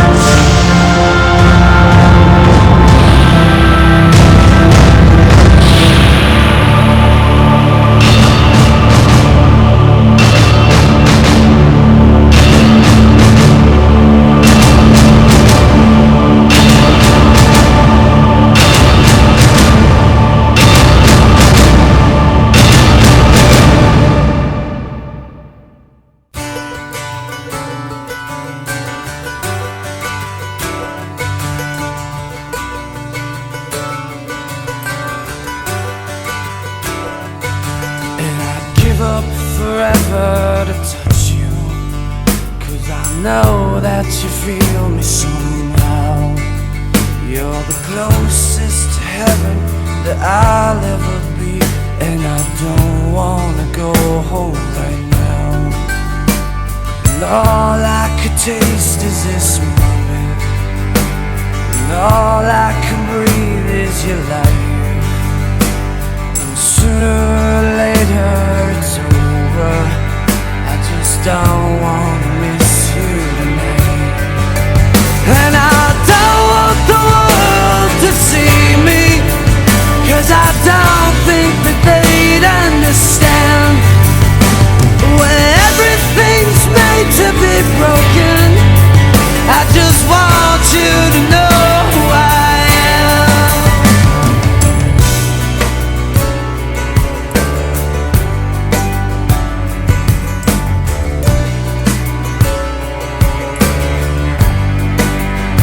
And you can't fight the tears that ain't coming, all the moment of truth in your lies.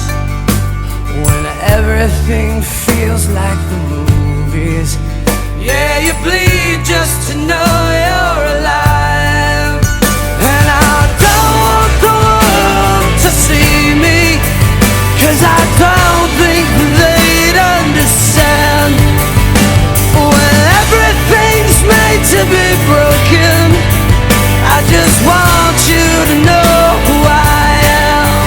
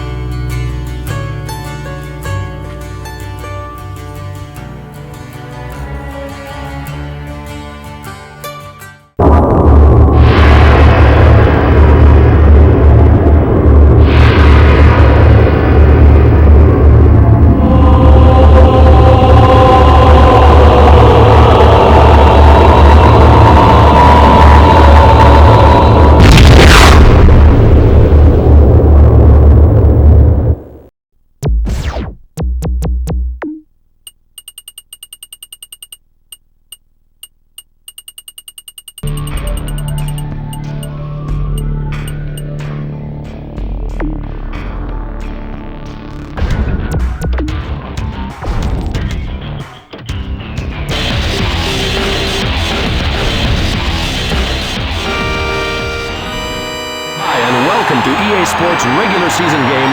This is Bill Clement. They drop the puck.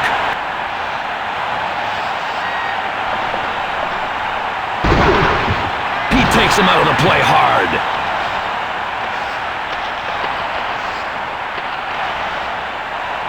Ooh, he got his bones rattled. Here we go, they're dropping the gloves.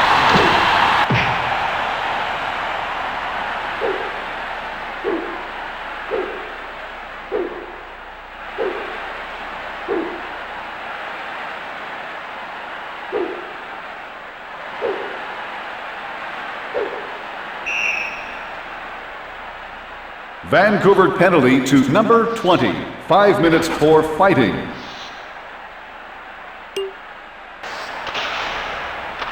He strips him of the puck. He scores!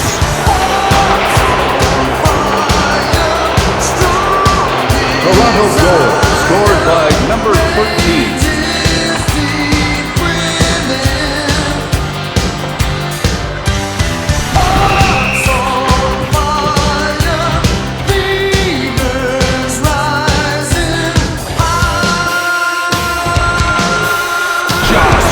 Levels him.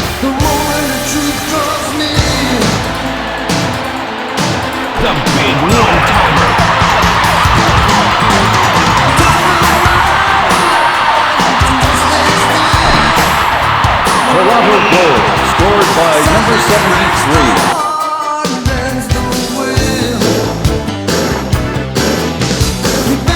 Here we go, round one.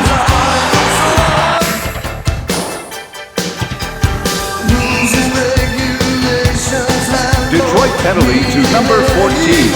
5 minutes for fighting. Risks it. Great goal.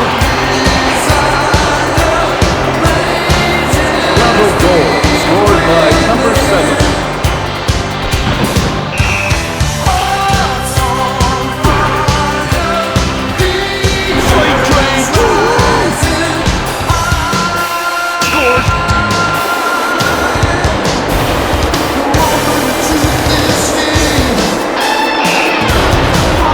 Toronto goal scored by number 15. What a bone-crushing hit. They drop the puck.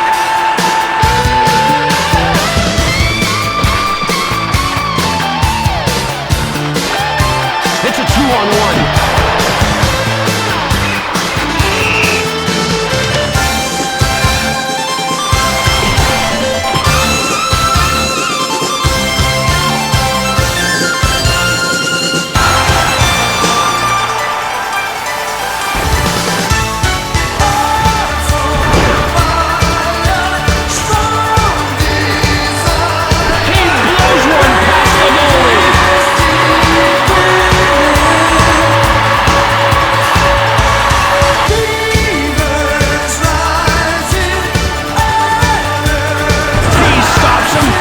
Drops him. He shoots! 1 minute left in the third period. He strips him of the puck. Scores!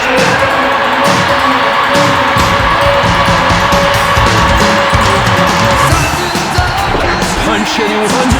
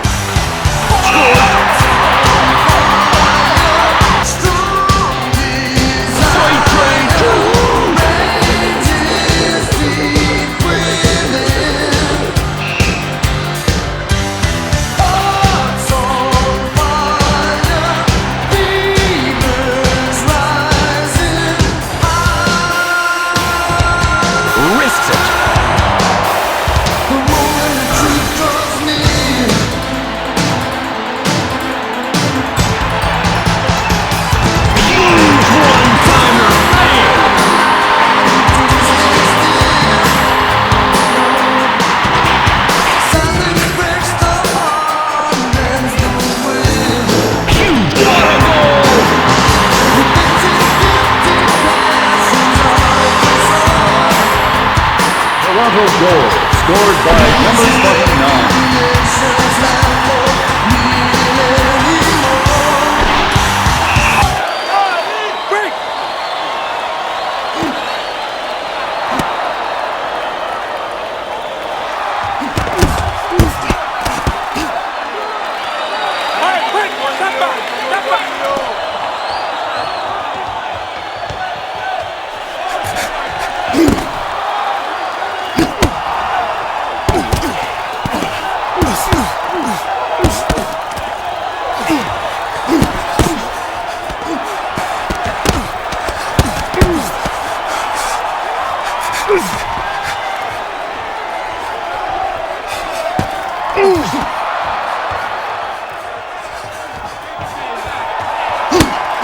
Okay, yeah, take it to him. That's what we came to do, Daddy.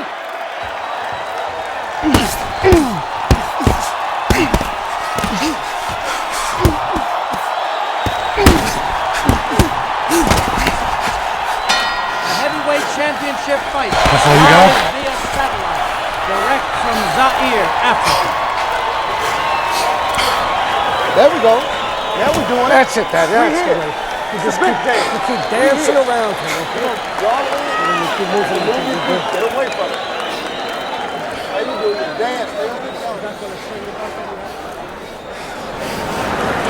Legs heavy, hair heavy, like I'm in water.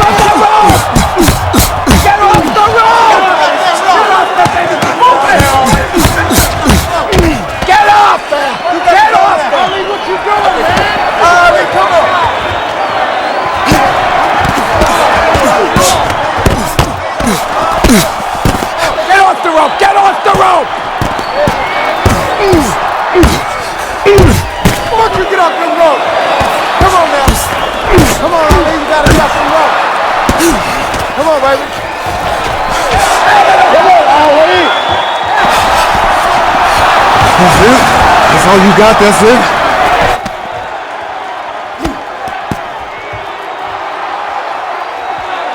Move him out to the center! Get away from the rope! Get off the rope!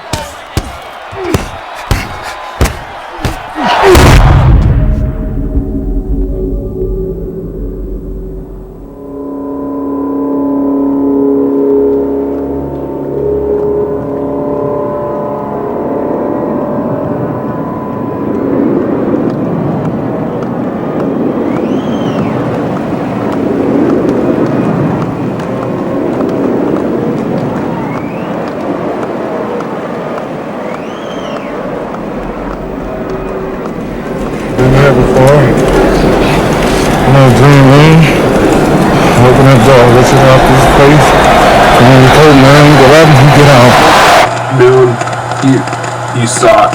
Stop making that stuff, please.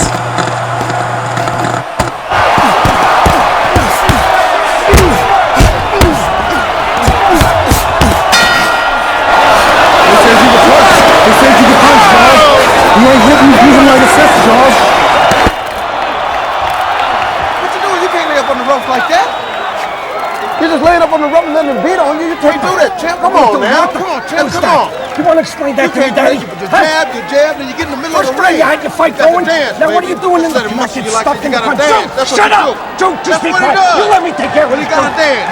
Got to dance. You can't fight that. You can't flip away. You can't back up. You got to respect me, man. So what is with the rope? Something going on with you? You want to talk to me about? You want to tell me what's going on? What are you doing? You want to talk about the fight? How'd your fight go? You got to let it go and dance. Don't get in the corner. He's trying to cut the ring off you. He's trying to cut you off the ring. You can't let that happen. Get in the corner. Just take care of it. Man's the bell. Fighters meet in mid-ring.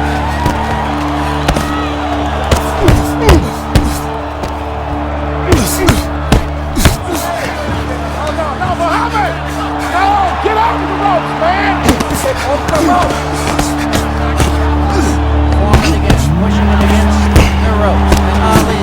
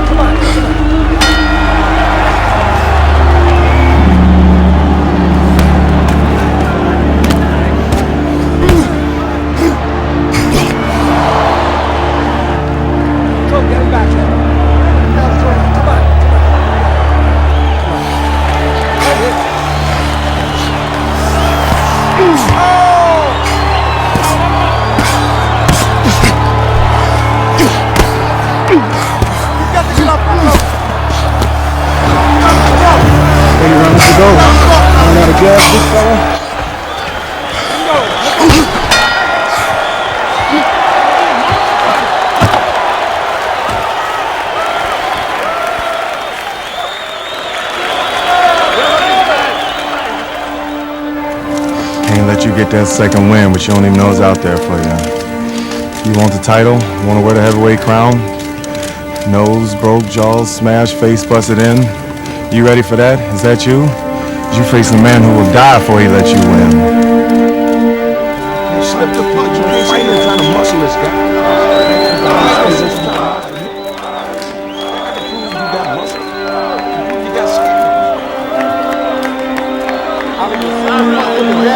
Don't let him beat on you on the inside. Don't let him beat on you on the inside.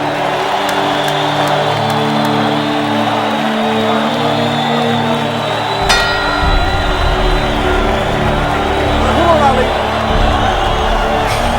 Let's go, Ali. Let's go, baby. Get off the rope. Get off the rope. Oh, there it is. Get it in his face. Oh, you missed it, George. You gotta go to work on him, Ali. You got to go to work.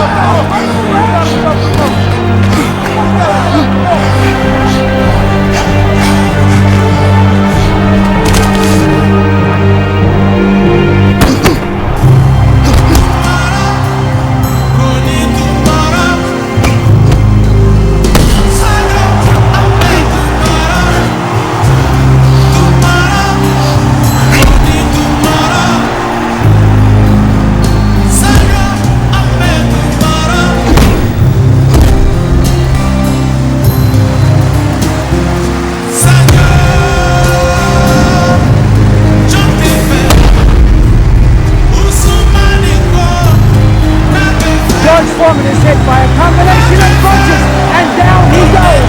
George Foreman is down. He's fallen like a tree in the forest. He is felled by the combination of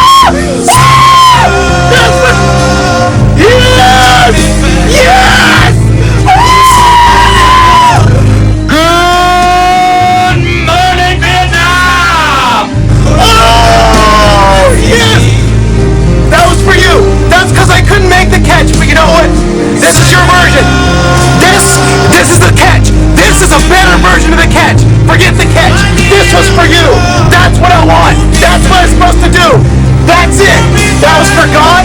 That was for... Good morning, Vietnam. What the heck is that supposed to mean? I don't know, Lieutenant. I guess it means good morning, Vietnam. And who gave anyone permission to program modern music? Forgive me when you want. This is...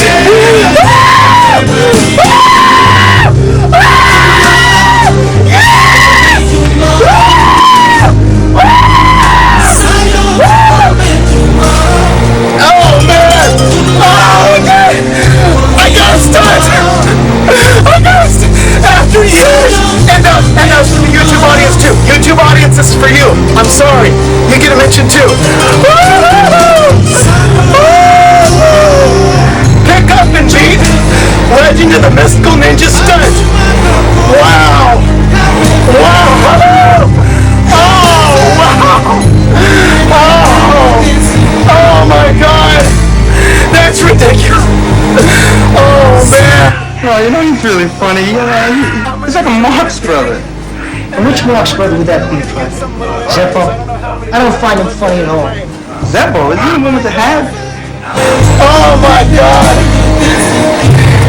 MKDH, baby! MKDH! It's all about this woman right here! That right here! I don't know if you can see MKDH. The 165, we're working on that. Oh my God!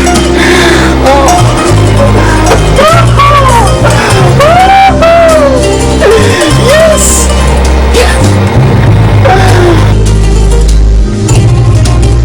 And so, you know what, the first step was me saying, you know what, I don't care whether she deserves it or not.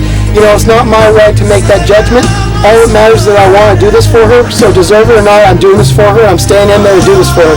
So this whole stunt, this pick up and beat the Legend of the Mystical Ninja stunt, this is almost like my way of trying to make up for what I should have did the first time, and that is stay in there for her, do it for her no matter what. Just do it because I want to give this to her. I want to give this to her really bad, and we're not keeping score. This is not a game to me. I'm just doing it because I want this for her, and that's all that's all that there's got to be to it. That's all that there's got to be. All for her? All for her. She's an amazing woman. She's an absolutely amazing woman. All right, good job, David. We're going to let you get back to the celebration now while we take a look at some of your highlights from the stunt. Good job. Thank you. Thank you very much.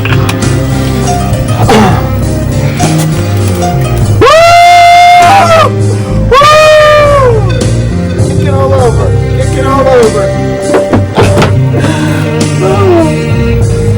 Forgot something very important, and this is very, very important. Kitty! My kitty! Kitty gotta be part of the celebration too. Kitty. My little kitty. I tried to get her in the first thing on the first shot shoot for today, but it didn't give me luck. Now she gets part of the celebration. My little kitty.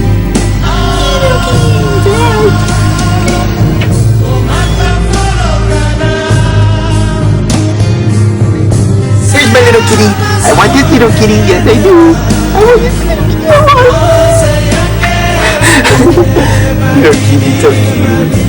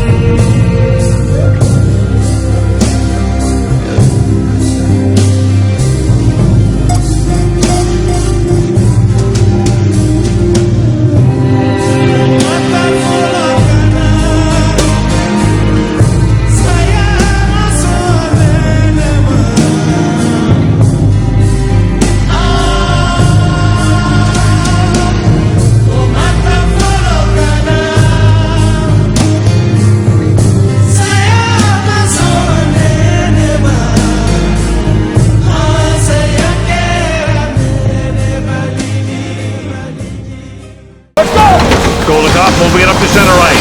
Leaves it for McCarr. Saved by Gray. Boys in control! McClanahan scrapping for it. Mikhailov in there. Hard hit by Mike Ramsey. 2:17 remaining. No more changes United until the States next on top. No more changes until the next whistle! Come on, Jimmy! Loose puck in the corner. When they call Michigan, I want fresh legs. OC! Varlamov up to Mikhailov. Ramsey diving. Send him off! Mikhailov over the blue line. Across the Petrov. I'm really amazed how well conditioned this U.S. team is. I've never seen the Soviets outskated this late in the game, and that's exactly what the U.S. team is doing now. Across the Petrov. Shot. Kicked away by Craig. Over to Maltsev. Moving in on the net. That stopped by Craig. Chip it out! Chip it out! Come on, boys, chip it out! Назад, Владимир! Быстрее, быстрее, назад! They're not pulling Michigan! Varlamov in center ice. To Krutov. He doesn't know what to do! 36 seconds. Makarov over the blue line to Maltsev. Fight. Another save. Fighting for possession. Morrow trying to get it away from Varlamov along the boards. Again, coming to you from the Olympic ice arena. The U.S. huge underdogs, same as the Soviet Union. Johnson over to Ramsey. Legal left up to check by Ramsey. McClanahan is there. The puck is still loose. 11 seconds. You got 10 seconds. The countdown going on right now. Morrow up to Cope. 5 seconds left in the game. You believe in miracles? Yes!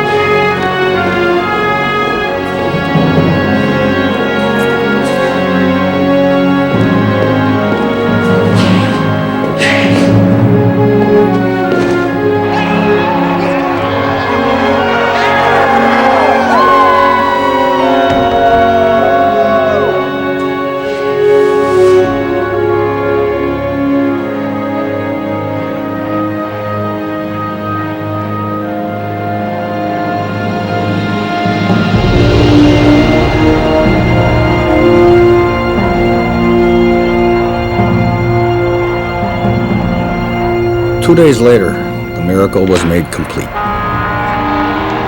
My boys defeated Finland to win the gold medal.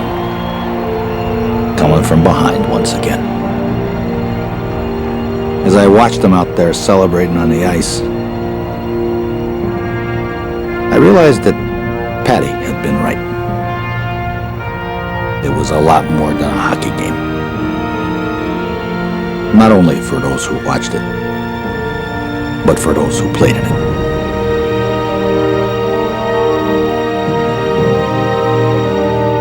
I've often been asked in the years since Lake Placid, what was the best moment for me? Well, it was here. The sight of 20 young men of such differing backgrounds, now standing as one. Young men willing to sacrifice so much of themselves, all for an unknown. A few years later, the U.S. began using professional athletes at the games, dream teams. I always found that term ironic because now that we have dream teams, we seldom ever get to dream. But on one weekend, as America and the world watched, a group of remarkable young men gave the nation what it needed most. A chance for one night, not only to dream, but a chance, once again, to believe.